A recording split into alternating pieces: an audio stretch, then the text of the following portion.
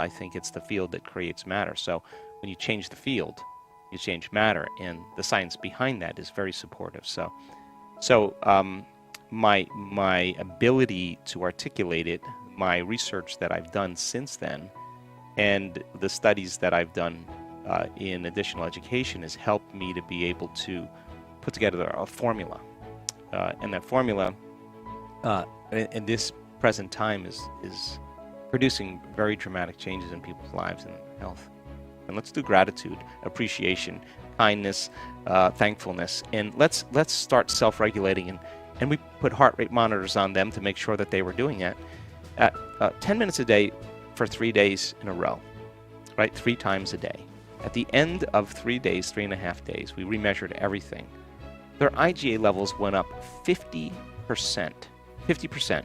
That means that their body was really beginning to move back into balance and homeostasis. So gratitude, the funny thing about gratitude is that we're conditioned and hypnotized into believing that we need a reason to be grateful. No, when something happens to you, or something's happening to you, when you're receiving something or you've received something, you feel gratitude and you say thank you.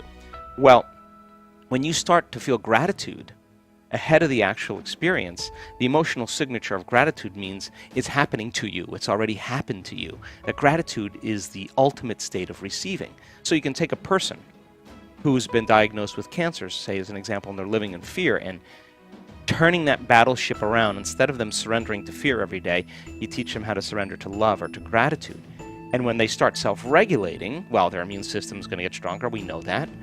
And at the same time, the thought of them getting better is going to make it into the body, because the thought it can be received by the feeling of gratitude, because the body's believing as the unconscious mind that it's in a state to receive, that something wonderful is happening to it. So you can begin to program the autonomic nervous system to work in a very different way, and it takes practice, but yes, it's entirely possible. And we measure this, and once you know the skill on how to do this, it's just like anything else. Like, once you know how to do it, you can do it with your eyes open as well as your eyes closed, and you can turn some of those very strong chemicals that we become like addicts. It's a drug. The arousal of the stress hormones.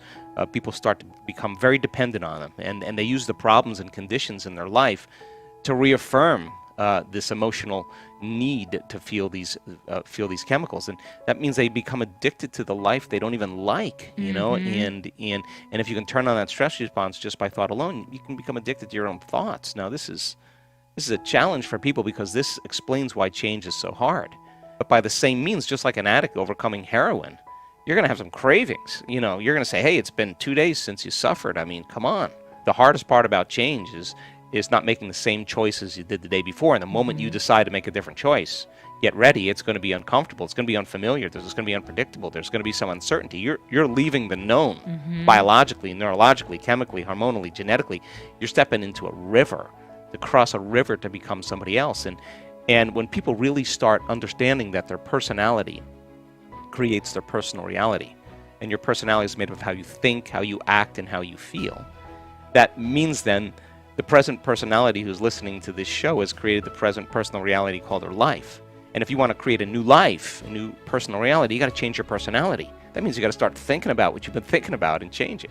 Become aware of your unconscious habits and behaviors, and notice them, and look at the emotions that you live by every single day that keep you connected to the past, and decide, do these emotions belong in my future? And I think most people try to create a new personal reality as the same personality, and it doesn't work. But when people really begin to understand that they can rewire their brain, they can make new neurochemistry, they can make new hormones, they can signal new genes. I mean, all of a sudden, when they start becoming a different person, then they don't have to visualize anything. They don't have to see the tumor shrinking. The disease existed in the old person. They're somebody else. And, oh my God. And it just disappears. And it does require unlearning. It does require breaking the habit of being yourself. Yeah. It does require a certain level of energy and awareness. And it requires lighting a match in a dark place and sitting in that discomfort, and not getting up and checking your cell phone, or getting on the phone, or watching TV, or being distracted by in your computer. This is you gotta be willing to know that you gotta sit in that discomfort, because that's what people are running from all the time. So the person who's going to say, no, you know what, I'm really insecure, or I live in fear, or whoa, I feel really empty. Now, this is the moment. This is a defining moment for people, because now they're saying, okay, I got to believe that there's something else here. And I think when you believe in yourself, you believe in possibilities. And when you believe in possibilities, you believe in yourself. So people start taking their power back in a very unique way, and they go all in. They go all in, and they understand then. And I think science has become the contemporary language of mysticism. I think science is what demystifies the mystical. And and this is a time in history where it's not enough to just know. It's a time in history to know how, and that's for me the most important thing. I love being with people that want to put it to the test, and when you do, I'm always astounded by how unlimited human beings are. And you can't tell me you're too old to do this. We have people in their 80s in our work that have brain scans that will blow your mind. You can't tell me you're too sick to do this. We have people that have been really sick that turn that thing around. You can't tell me you had a turbulent past. There are people that have had brutal pasts that are happy, healthy, well-adjusted people. You can't tell me you're too overweight, too underweight. You can't. I've seen it in all shapes, sizes, and it's an amazing thing, because once you start reasoning it and you start thinking about it, it does make sense. And when it starts making sense to people, then they can begin to assign more meaning behind what they're doing and put more intention behind it. And one of the things that has to happen is that you can't control the outcome. In other words, it's not going to happen the way you think it should, because that's a known. You got to be open to having it happen in a way that you can't predict. And that means you got to lay down the very thing you use your whole life to get what you want for something greater to occur. And that's something we have to work on as well. But step by step, people make these brilliant changes by changing their identity. Well, I mean, information is the biggest way to reach people, and I now know that if you give people sound scientific information, and every time we learn something new, we make new connections in our brain. I mean, research shows that 1 hour of focused concentration on a concept or an idea doubles the number of connections in your brain, that you have physical evidence. You're installing new hardware. Now, I now know if you can build a model of understanding with people, and then the next step is to have them turn to the person next to them and explain it. If they can't explain it, then it's not wired in their brain, and they're going to doubt it's possible. Once they start developing this model, they're making their brain fire in new sequences, new patterns, and new combinations. And whenever you make your brain work differently, you're changing your mind, because mind is the brain in action. So then as they're able to build this model and repeat it, they're installing their neurological hardware in their brain in preparation for an experience. And the more you understand what you're doing and why, the how gets easier. So then if you can set up the conditions in the environment and give people the proper instructions, and certain percentage of those people are going to get their behaviors to match their intentions. They're going to get their actions equal to their thoughts. They're going to get their mind and body working together. And when they do, they're going to have a profound experience. Now, experience further enriches the circuitry in your brain. That's what experience does. It enhances circuitry. And the end product of an experience is an emotion. Now, all of a sudden, you start to feel unlimited. You start to feel inspired. You start to feel abundant. You start to feel empowered, whatever the feeling is. Now you're teaching your body emotionally to understand what your mind is intellectually understood. So knowledge is for the mind and experience is for the body. And in that moment, you're beginning to embody the truth of that philosophy, that theory. And you're literally signaling new genes in new ways. The body's getting new information. And that new information is what's selecting, instructing the gene. And genes make proteins, and proteins are responsible for the structure and function of your body, and the expression of proteins is the expression of life. So all of a sudden you make new hormones, new enzymes, you make new tissue. You're beginning to become the very thing that you're putting your attention on. Now, if you've done it once, you should be able to do it again. And if you can repeat an experience over and over again, you're going to neurochemically condition your mind and body to begin to work as one.